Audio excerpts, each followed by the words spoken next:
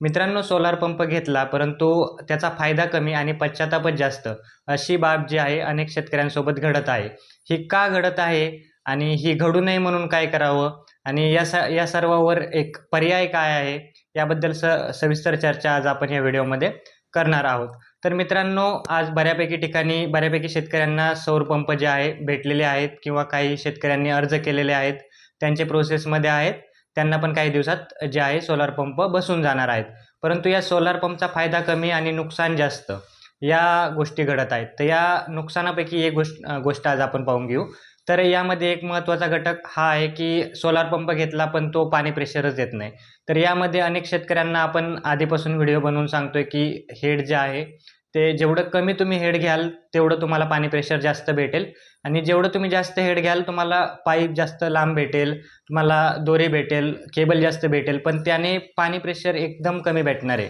आणि तुमच्याजवळ जर मला अशा कमेंट पण येतात शेतकऱ्यांच्या की आमचं बोर 500 फूट आहे, 400 फूट आहे, कोणता हेड घेऊ? मला त्यांना काय रिप्लाय द्यावा हा प्रश्न पडतो. तर शेतकरी मित्रांनो, यावरती तुम्हाला सरळ सांगायचं झालं, तुम्ही जेवढ्यावरती सोलार पंप सोडाल तेवढा तुम्हाला पाणी प्रेशर भेटेल. जर तुम्ही 400 फूट 500 फूट जर सोलार पंप जर सोडत असाल तर त्यापेक्षा तुम्ही सोलार न घेतलेला बरा. खरं ते खरं असं माझं म्हणणं आहे. तर तुम्ही जेवढं कमी हेड घ्याल किंवा तुमच्याजवळ बोर वगैरे बोरवेल किंवा विहीर जास्त पर्याय असतील, तर ज्या बोरला सगळ्यात वरती पाणी आहे म्हणजे 100 फूट, 150 फूट, 200 फूट किंवा लय 300 फूट, तर अशा प्रमाणात जर असेल तर असा हेडचा निवड करून तेवढ्या खोलवरती तुम्ही सोलार पंप सोडू शकता. जेवढा जास्त खोल तेवढा पाणी प्रेशर कमी. आता याबद्दल सविस्तर माहिती आपण आपल्या दुसऱ्या व्हिडिओमध्ये दिलेली आहे, ती पाहू शकता.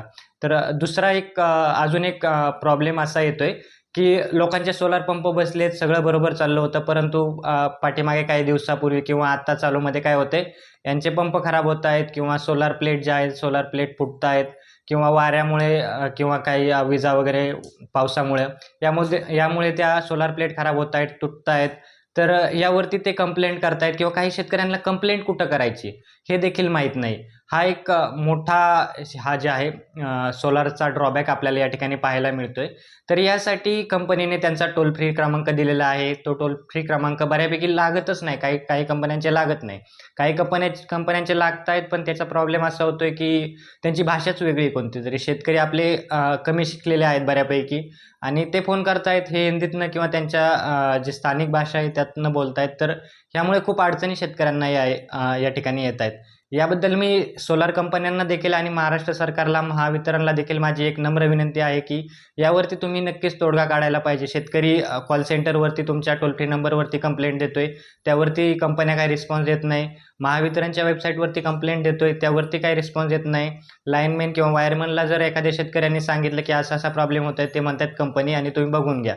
असं नाही. महावितरणने जर पंप बसवून दिला तर ही जबाबदारी महावितरणची असायला हवी की महावितरणने यामध्ये लक्ष द्यायला हवं, सरकारने यामध्ये लक्ष द्यायला हवं. तुम्ही जर कंपनी शेतकऱ्यांना निवडून देताय, ती कंपनी जर शेतकऱ्याला जर सर्व्हिस देत नसेल तर ही जबाबदारी नक्कीच सरकारने, महावितरणने आणि बाकी जे आहे कंपनी, या सगळ्यांनी याची जबाबदारी घेणं गरजेचं आहे. यांना माझी नम्र विनंती आहे की तुम्ही या गोष्टीकडे लक्ष द्या. आणि शेतकरी यावरती काय करू शकतो, शेतकऱ्यांना जे आहे शेतकऱ्यांनी आपापल्या आसपासच्या परिसरात बघा. जर तुम्ही कंपनी निवडली नसेल तर जी कंपनी तुमच्या परिसरात चांगली सर्व्हिस देते अशीच कंपनी निवडा. उगाच सोलार पंप लवकर मिळेल या घाई गडबडीत तुम्ही कोणती पण कंपनी निवडू नका जी तुम्हाला सर्व्हिस देणार नाही. तुम्ही जी कंपनी तुमच्या परिसरात चांगली सर्व्हिस देते, तुमच्या आसपास शेजारी जे आहेत शेतकरी त्यांना विचारा किंवा आपण देखील आपल्या यूट्यूब चॅनलला एक व्हिडिओ बनवला आहे की कोणत्या कंपन्या चांगल्या आहेत, कोणत्या वाईट आहेत. तर त्यानुसार देखील तुम्ही कंपन्या निवडू शकता. त्या प्रकारच्या कंपन्या निवडा आणि या प्रॉब्लेमपासून वाचू शकतात. त्याच्यापुढे अजून जाऊन असा विषय होतोय की काही बऱ्यापैकी जे आहेत शेतकऱ्यांचे वाऱ्यामुळे किंवा पावसामुळे जे वारं जास्त सुटतं त्या काळात हे सोलार प्लेट जे आहेत त्या उडून जात आहेत किंवा ते पूर्ण स्ट्रक्चरच पडतंय, ते डॅमेज होतंय.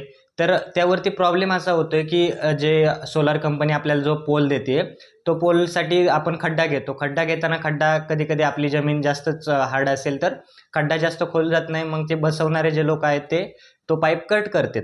पाईप कट केल्यामुळं तो जे आहे त्याची स्ट्रेंथ तेवढी कमी होऊन जाते आणि पाईप कट केल्यामुळं मग ते उडण्याचे चान्सेस राहतात. तर माझं म्हणणं आहे की तुम्ही शक्यतो पाईप कट करूनच देऊ नका. जेवढा जास्त मोठा खोल खड्डा घेता येईल तेवढा मोठा खोल खड्डा घ्या आणि तरी जर आलाच काय प्रॉब्लेम, शेवटी तुम्ही केलाच असेल कट किंवा करणार असाल किंवा केला असेल आधी, तर त्यासाठी पण काय जे आहे तुम्ही स्ट्रक्चर अजून काय वाढवू शकता किंवा ते फाउंडेशन जास्त मोठं करू शकता किंवा जे अजून उभे जे आहेत, उभे सपोर्ट आपण जे आहे जमिनीत अजून 2-3 खड्डे घेऊन त्या प्रकारे तुम्ही सपोर्ट देऊ शकता. या सगळ्या गोष्टी शेतकऱ्यांनी लक्ष द्याव्या लागतील, कारण की कंपन्या तर तसं पण मी तुम्हाला सांगितल्याप्रमाणे हे सर्व्हिस देत नाहीत, हे लक्षच देत नाहीत. यांना माझं सरळ सांगणं आहे, तुम्ही लक्ष द्या, नाही तर नक्कीच शेतकरी याच्यावरती आवाज उठवल्याशिवाय राहणार नाही. तर ह्या गोष्टी तुम्ही लक्ष द्या.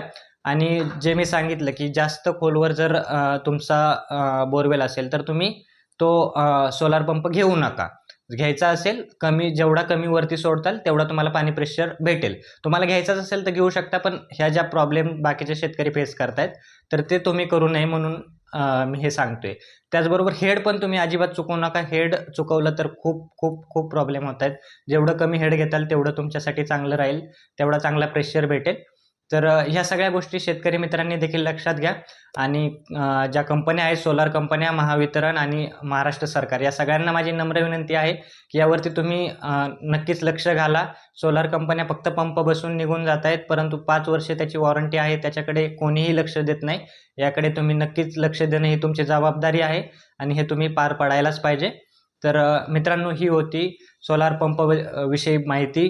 या सगळ्या माहितीचा तुम्ही विचार करून सोलार पंप तुम्हाला बसवायचा की नाही, कोणता बसवायचा याबद्दल विचार करा आणि त्यानुसार तुम्ही सोलार पंप बसवा. नक्की बसवा, फक्त ह्या सगळ्या गोष्टी कन्सिडर करून मग बसवा, म्हणजे तुम्हाला भविष्यात मी ज्या सांगितल्या त्या अडचणी फेस करावा लागणार नाहीत. तर अजूनही तुम्हाला या सोलार पंपबद्दल किंवा अजून शेती योजनाबद्दल काही अडचणी असेल तर नक्की खाली कमेंट करा. आपण नक्की त्यावरती व्हिडिओ बनवू आणि शेतकऱ्यांना मार्गदर्शन करण्यासाठी नक्की प्रयत्न करू. तर भेटूया नवीन व्हिडिओमध्ये. धन्यवाद.